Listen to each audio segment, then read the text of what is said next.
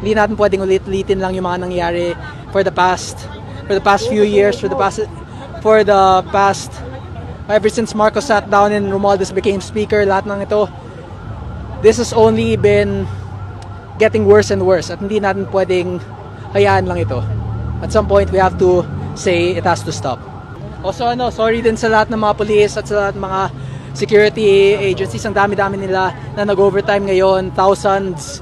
Pero kailangan talaga ito ng bansa natin. If we do not show, not just the local community but the international community, that there is chaos and there is corruption within our system, then there will be no change. Hindi natin pwedeng ulit-ulitin lang yung mga nangyari for the past few years, for the past ever since Marcos sat down and Romualdez became speaker, lahat ng ito. This has only been getting worse and worse at hindi natin pwedeng hayaan lang ito. At some point, we have to say it has to stop. Kung tuloy-tuloy na ba ito? Ha? Yes, every day. Pero yung bukas, yung next day, surprise, hindi ko sasabihin kung saan subdivision, hindi ko sasabihin kung ilan kami, hindi ko sasabihin kung anong oras. It's just surprise, and sila na bahala. If they want to protect kung gusto na protektahan yung mga magnanakaw dito, at yung mga magnanakaw na nakatira sa mga mamahaling subdivision, sa mga private subdivision na mga 200, 300 million per lot, or yung iba mga 1 billion per lot, then that's fine. That would be perfectly okay. But para sa akin lang, we have to protect the interests of the Filipino people over the interest of corrupt politicians. And that's why we're targeting the private homes of the corrupt instead of the public offices where they steal the money from. Kasi doon ninakaw lang na yung pera doon, pero dito na dinadala. We just want our money back and the people imprisoned. Bakit po dito? Wala maintindihan. Teka lang, bakit nasa? Kasi dito yung mga magnanakaw, ito yung na-implicate na bahay ni Romualdez, ni Zaldy ko.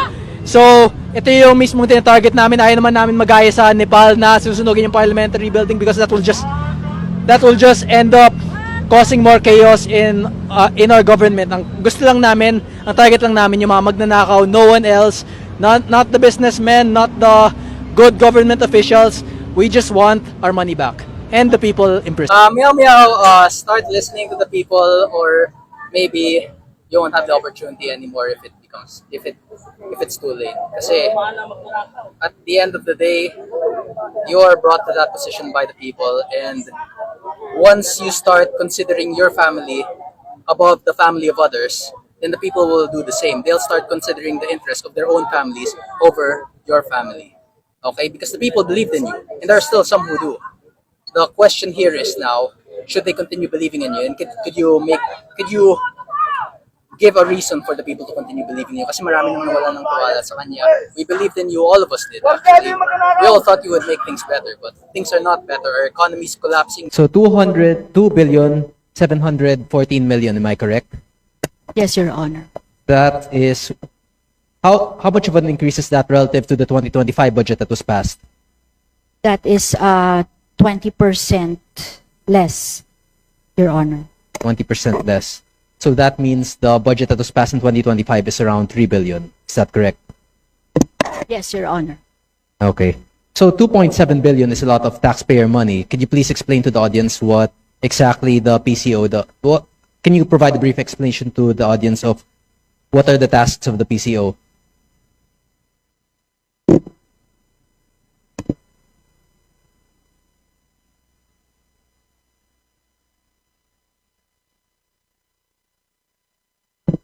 Your Honor, the PCO is the President's arm in promoting transparency and accountability in his policies, as well as, they serve as the window to show his most important future plans. They ensure that all regions in the country have access to commercial media, and they provide the vital information for all the help the public can get for the government's policy. Mm-hmm. So is it purely for domestic or also for international purposes? For both, Your Honor. For both. Okay. And as you previously mentioned in one of the previous interpellators, there is need for the budget for due to ASEAN, what exactly will you be doing there?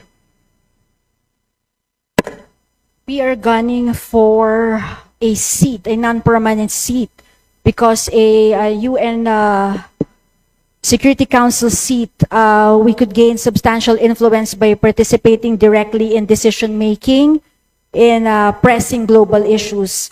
We can the country can have a platform to advance its foreign policy objectives and promote our national interests within the global security framework, which is very, very important for the issues we face now, Your Honor. So the purpose of it is for the UN Security Council seat. Will it be done through ASEAN? No, magkaiba yun, Your Honor. Of course, we will use the ASEAN, of course, to put us in a good light, in a way, to justify. Of course, if we are put in a good light, it is in a form of like a public relations, so we can showcase to the world why we should be nominated and elected for a seat in the UN Council, Your Honor. So the ASEAN is the necessary initial step in our country's publicity on the international stage, which would lead to a higher chance of getting the UN Security Council seat. No, we have already initiated, affirmed our hosting, our schedule. We are really scheduled to host for the ASEAN for 2026, Your Honor. And on what basis are you stating that hosting the ASEAN would increase our chances of getting a UN Security Council seat? Sorry, Your Honor, can you repeat your question? On what basis are you assuming that hosting the ASEAN and providing a successful event for the ASEAN will increase our chances of getting a UN Security Council seat? There's no assurance, complete assurance, Your Honor, if that is what you're asking. The ASEAN next year is a different one than for our bid for the UN Security Council seat. We are just putting our country in a good light, of course. Hindi naman po maganda na hindi rin po tayo, being the host of the ASEAN in May, hindi rin po maganda na hindi naman po natin ilalagay ang sariling atin in the best possible light po, Your Honor. Okay, but my question still remains, is the budget for the ASEAN or for the purpose of securing a UN Security Council seat? Your Honor, it's mostly ASEAN po. Sa ASEAN po, yung budget po ng PCO, Your Honor. So the potential of securing a Security Council seat is only speculation, it's only a bonus if ever we were to succeed. Magkakasama po sila. Of course, again, it's no guarantee. Bid lang po natin yun sa yung UN Security Council non-permanent seat, Your Honor. But if there is a direct correlation, or if you're unsure if there's a direct correlation to our success in the ASEAN to the UN Security Council seat, then you're just basing it purely on speculation. You cannot base such a large budget of 2.7 billion on speculation whether or not we would get the UN Security Council seat. With the indulgence of the Honorable Kiko Barzaga, if he may allow me, just to align everything. I believe the sponsor mentioned the total budget of the PCO, including its attached agencies and corporations, and that's the more than 2 billion. Can the distinguished sponsor confirm this? Can the distinguished sponsor confirm it? It's the total budget of the PCO, including attached agencies and corporations. Yes, Okay. yes, Your Honor. Yes. However, incorporated in the budget, as the concern of the Honorable Barzaga has stated earlier, is a budget for the ASEAN.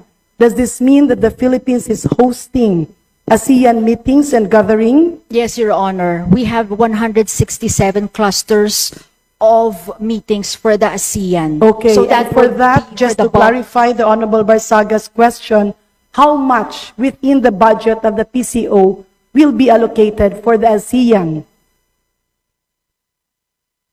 Maybe a ballpark figure. And am I correct, Honorable Kiko Barzaga? That's the contention that you would like to pursue.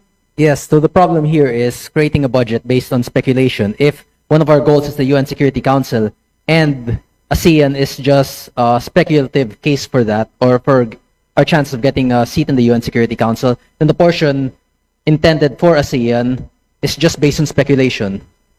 Well, with the indulgence of the distinguished sponsor, actually the ASEAN is a different entity. The UN Security Council is a seat that every country aspires, but there's no corresponding budget for that. The ASEAN is a platform where all governments can talk to each other, lobby with each other, and put forward the interests of our country above our neighboring ASEAN countries. Distinguished sponsor, please That is proceed. correct. For clarity, the Deputy Speaker has clarified everything, Your Honor. Okay, so it is completely separate that our purposes for hosting the ASEAN is not directly connected to our desire for a UN Security Council seat. Am I correct? Can you repeat that again, Your Honor? Sorry. Our purposes and our budget allocation for the hosting of ASEAN is not directly connected to our desire for a UN Security Council seat. That is correct, Your Honor. Okay. That is a different occasion, Your Honor. It's a different. Okay. What percentage of the PCO proposed budget would be spent on ASEAN?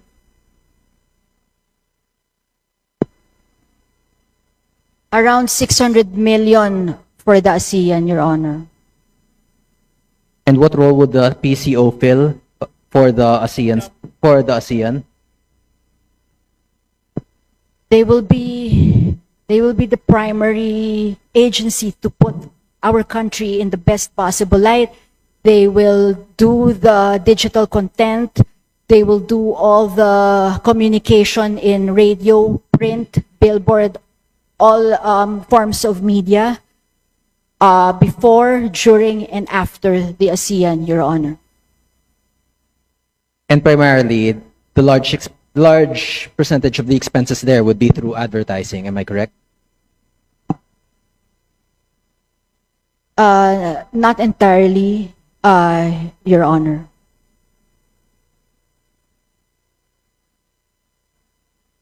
What percentage would be through allocated to advertising for the ASEAN? With due courtesy to the Honorable Barzaga, maybe the distinguished sponsor can explain that this budget encompasses all the trainings, meetings, the representations, as well as how our country will package, how PCO will package our country and position it Yeah. against our neighboring. Yes, Your Honor, we will have all kinds of meetings, clustered meetings, and it will really entail a lot of expenses, professional services. We have representation expenses. International media will come in. International media centers will be put up, so that will constitute the bulk of all that expense, Your Honor. So we will also be paying for the expenses of international media arriving here. Your Honor, we will be the hosts, so it's automatic that we will, of course, be as the hosts. We will have to do Just- expenses for that. And how much are we expected to spend on that? As was said, Your Honor, as I mentioned, advertising expense, representation expense, media clusters, a lot of media cluster groups will be conducted. International media will come in. Those kinds of things, Your Honor. Just to clarify, the international media coming in are guests. We don't pay for them, we don't spend for them, but we provide food for them. This is that And- for the International Media Center, Deputy Speaker, and Your Honor. So basically, the ASEAN is a platform to put forward all the interests of our country, including collaboration. And we laud the distinguished sponsor. Yes, Your Honor. Yes, Your Honor. The Deputy Speaker has put some clarity in all that, Your Honor. Okay, thank you. That would be all. Thank you, Madam Speaker, and thank you to our distinguished sponsor. Thank you, Your Honor. Thank you very much, Majority Leader.